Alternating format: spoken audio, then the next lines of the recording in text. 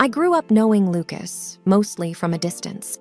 We were from the same neighborhood, and our paths often crossed on the street, but our worlds were vastly different.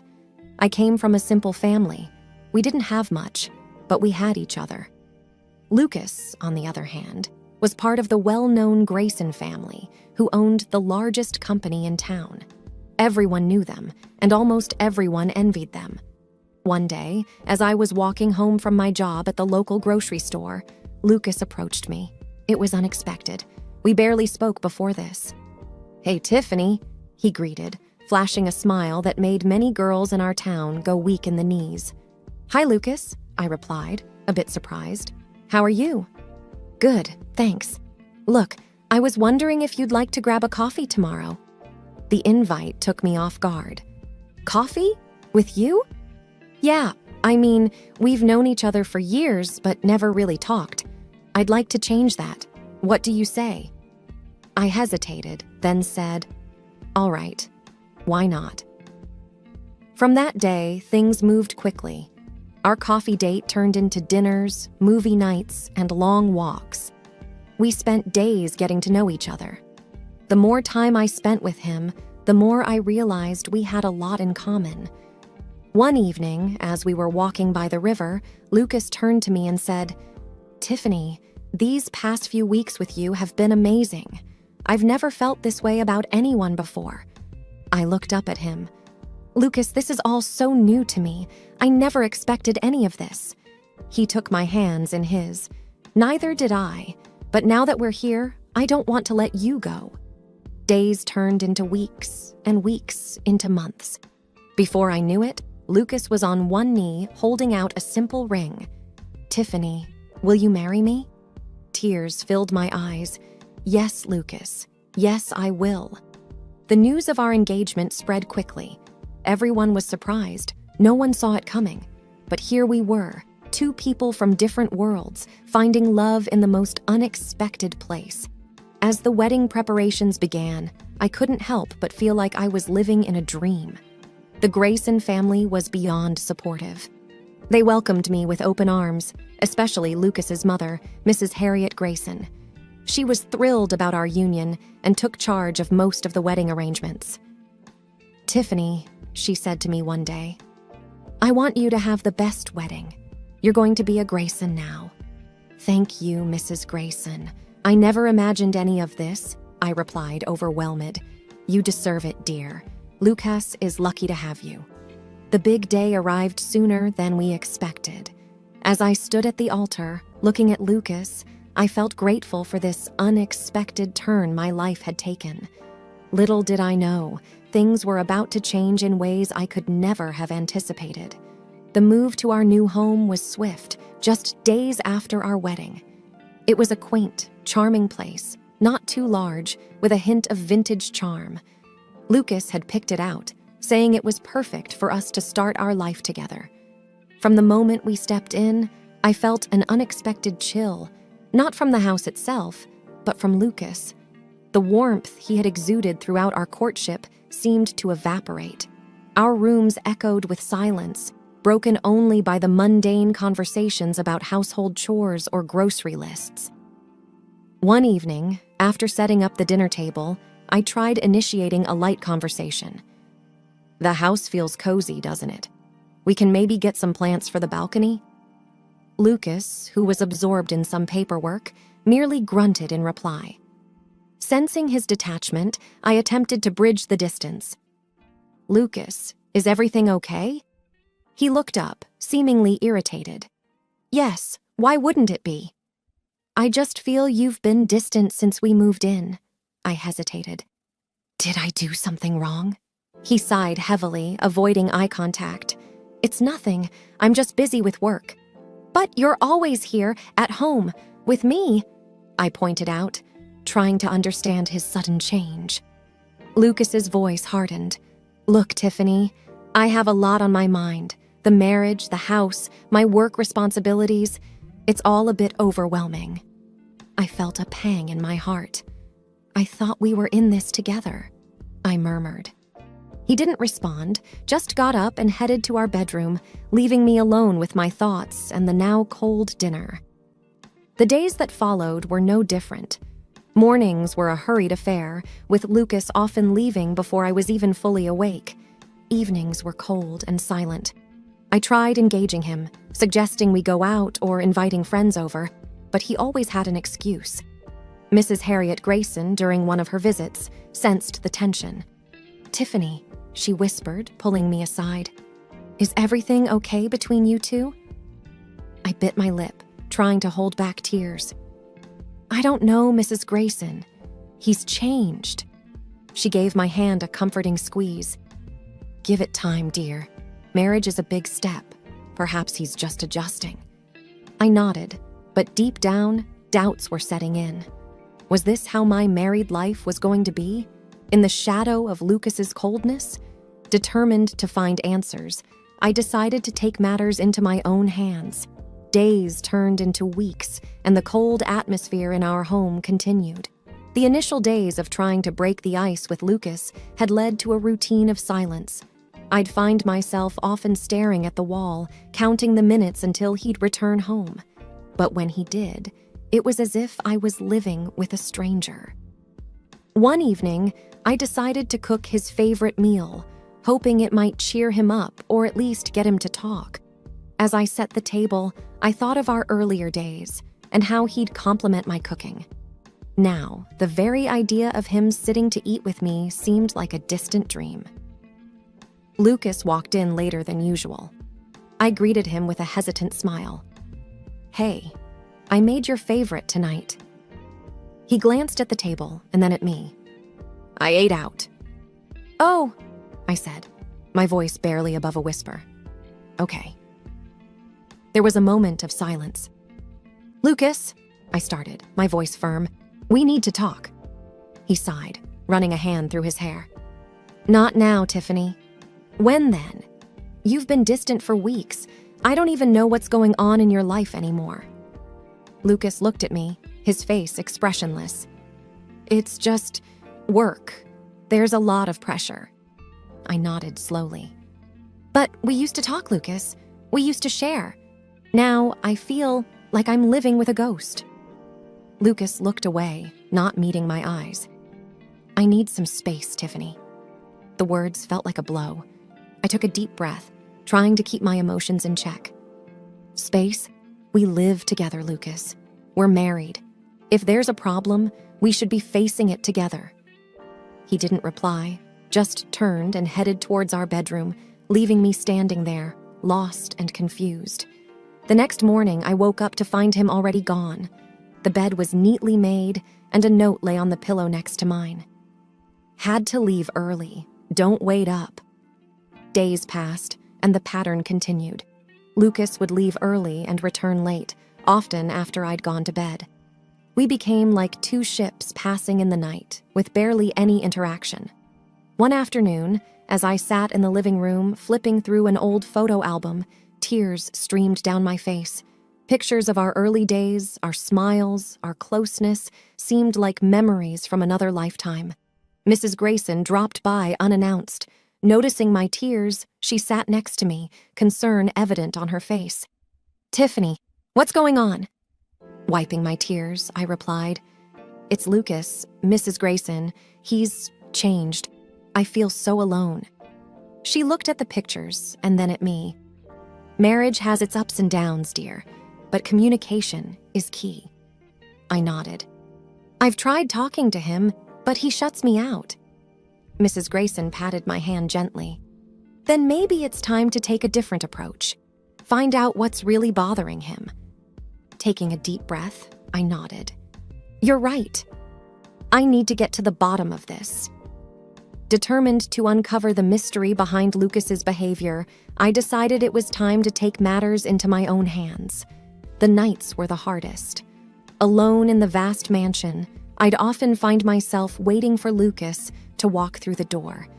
But more often than not, the ticking of the clock was the only sound that kept me company. One evening, after yet another night alone, desperation took over. I decided to call Mrs. Grayson. Perhaps she knew something I didn't. Maybe she could talk some sense into Lucas. "Mrs. Grayson?" I started hesitantly, when she picked up the phone. "It's Tiffany. I was hoping to speak with you about Lucas." There was a brief pause. Then, in a softer tone, she replied, "Oh, Tiffany, what's the matter?" Taking a deep breath, I confessed, "Lucas hasn't been coming home. He's hardly ever here, and I don't know what to do." To my surprise, her tone shifted instantly. "Tiffany, my son has responsibilities, bigger than you might understand. He's managing a massive company, trying to maintain our family's legacy." Stammering, I tried to explain. "I understand, but he doesn't come home. At all. Nights are so lonely." Mrs. Grayson's voice hardened. "You knew what you were getting into when you married him. You need to adjust and be grateful for the life he's providing you." Tears filled my eyes. "I just want our marriage to be how I imagined." There was a cold silence. Then she said, "Lucas mentioned you might be difficult, always wanting more. You should be thankful for what you have, Tiffany." The conversation ended shortly after, leaving me even more bewildered and alone. Whatever Lucas had told his mother had painted me in a terrible light. What was he hiding? Why was he driving this wedge between his family and me? It was clear that I needed answers, and I was determined to find them. I enlisted the help of an old classmate, David, now a private detective. Within days, he presented me with photos that made my heart sink. Days turned into nights, and my sense of isolation grew. Each evening felt like an echo of the previous one. I'd walk through the grand halls, touching the expensive decor, but feeling more disconnected than ever. One gloomy afternoon, while I sat in the drawing room staring blankly at the pouring rain outside, my phone vibrated. It was an unfamiliar number. "Hello?" I said hesitantly.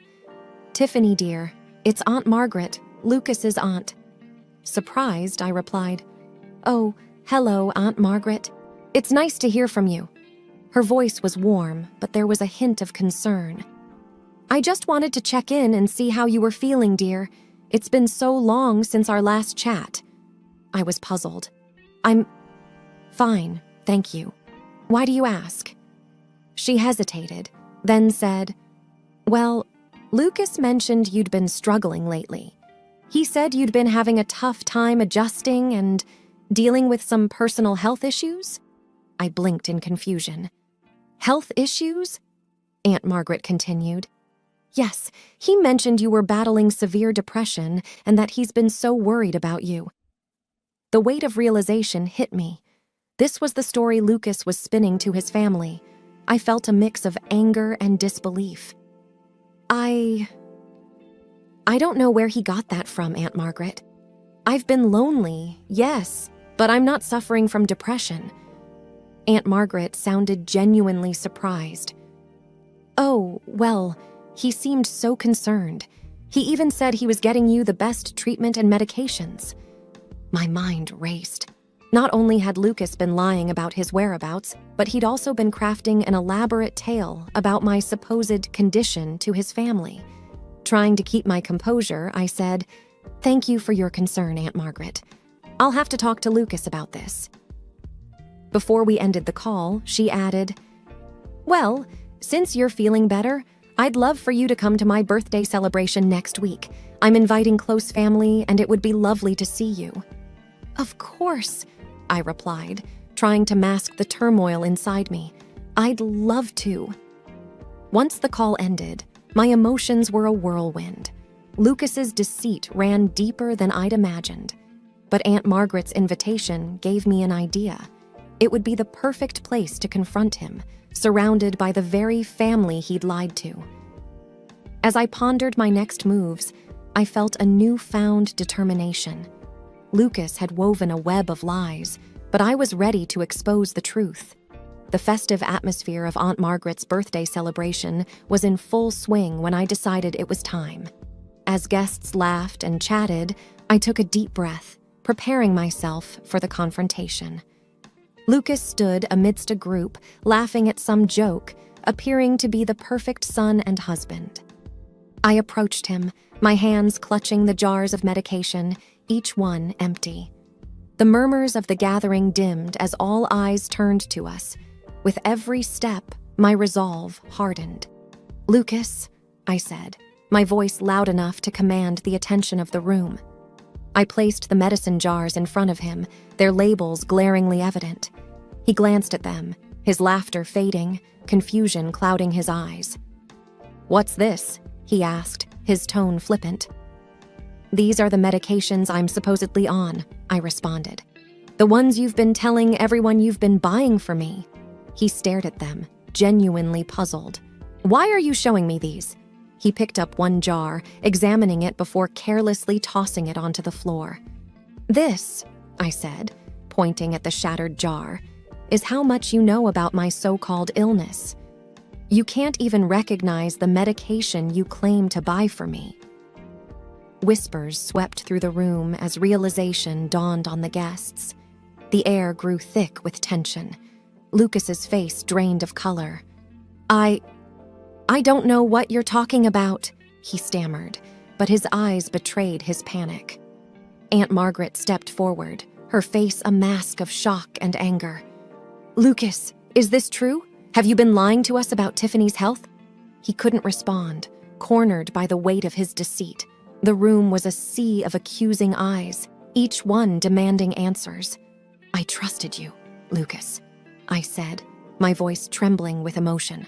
"Not only did you betray me, but you also lied to your family, to everyone who cared about us." He looked down, unable to meet anyone's gaze. The room remained silent, the weight of the revelation sinking in. All the pretense, the stories, the lies, they had finally caught up with him. With the shattered medicine jar as the only sound, the room was thick with tension. Lucas had gone pale, his confident facade crumbled. I wasn't done, though. With one last ace up my sleeve, I took out the pictures David had given me. Pictures that showed Lucas with a woman who wasn't me. "Recognize her?" I asked, handing the pictures to Aunt Margaret, who was closest to me. She looked at them, her eyes widening with recognition and dismay. "Oh no, Lucas, not her," she murmured, more to herself than to anyone else. Lucas shifted uncomfortably, looking like a deer caught in headlights. "What is it, Aunt Maggie?" one of the cousins, Sarah, asked. Aunt Margaret looked up, her expression grave. "This is Isabella Travers. She's well known in our community, for all the wrong reasons." I felt a chill. The way Aunt Margaret said it, it seemed this Isabella had a history with the family. Lucas's mother, Mrs. Grayson, approached and took a look at the photos. The color drained from her face. "I thought you were done with her after—" She stopped, shaking her head. "I can't believe you'd do this to Tiffany, to all of us." Lucas was cornered, looking between the two women with panic evident in his eyes. "Mom, it's not what you think," he started, but Aunt Margaret interrupted him. "We all warned you about her years ago, Lucas. We thought marrying Tiffany would have set you on the right path. Isabella is nothing but trouble." Lucas seemed to shrink, his posture slouched and defeated. "It's not like that. I mean, it started out, but it's complicated." "Complicated?" I echoed, my voice sharp. "You marry me, lie about my health, and all the while you're with her? Explain that complication to me." Lucas opened his mouth, then closed it, no words coming out. He looked broken, defeated, but I felt no sympathy. He had deceived everyone, and it was time for the truth. Aunt Margaret, visibly upset, handed the photos back to me. "Tiffany, I'm so sorry," she said. "You deserve so much better than this." I nodded, looking at the pictures. "Thank you, Aunt Maggie. All I wanted was the truth." The room was filled with murmured conversations as the party guests processed the revelations. Lucas looked around. No friends in sight, no allies to defend him. He had played his games, and now he was facing the consequences. For the first time since this ordeal began, I felt a weight lifting off my shoulders. The truth was out, and I was ready to move forward, away from the lies and deceit that had become my life. The sun was setting, painting the sky in shades of orange and pink. The beauty outside stood in stark contrast to the turmoil that had just occurred inside the Grayson household. I sat on the porch steps, taking a moment to collect my thoughts. David approached me, his usual confident demeanor replaced with genuine concern. "Are you okay?" he asked. I looked up, forcing a smile. "I will be. Thanks for everything, David. Without you, I'd still be in the dark." He sat down next to me. "I just wish I could have done more. No one should go through what you did." I sighed. "It's done now. All that's left is to move forward." He looked out towards the horizon. "What will you do now?" "I haven't decided," I replied. "But I know I can't stay here. I need a fresh start somewhere away from all this." David nodded. "You deserve happiness, Tiffany. Don't let anyone tell you otherwise." I smiled, feeling a warmth despite the situation. "Thank you, David." Inside, the murmur of voices continued. Some of the family were angry, some confused, but the truth was out, and everyone knew it. I had no intentions of going back inside. Not now, not ever. My phone buzzed. I pulled it out and saw a message from Mrs. Grayson. "I'm so sorry for what happened. We will refuse Lucas financial support. He can forget about inheriting the family company. If you ever need anything, don't hesitate to ask. Take care of yourself." I replied with a simple "thank you" and put the phone back in my pocket. After a while, David stood up. "I should get going. If you ever need anything, Tiffany, just call, okay?" I nodded. "I will. Thanks again, David." He smiled, patting my shoulder reassuringly, and walked away. The house behind me felt cold, unwelcoming. The only thing tying me to it was the memories, and now they were all tainted. The next morning, I packed up my belongings, leaving behind everything that reminded me of Lucas and the life I thought I had. Aunt Margaret offered to help, but I declined. This was something I had to do alone. As I drove away, I didn't look back. The house, Lucas, the lies, they were all behind me. Ahead lay a new journey, new beginnings, and a chance at happiness. The end was also a new beginning. I knew challenges awaited, but I also knew I was strong enough to face them. With each mile I put between myself and the past, the brighter my future looked.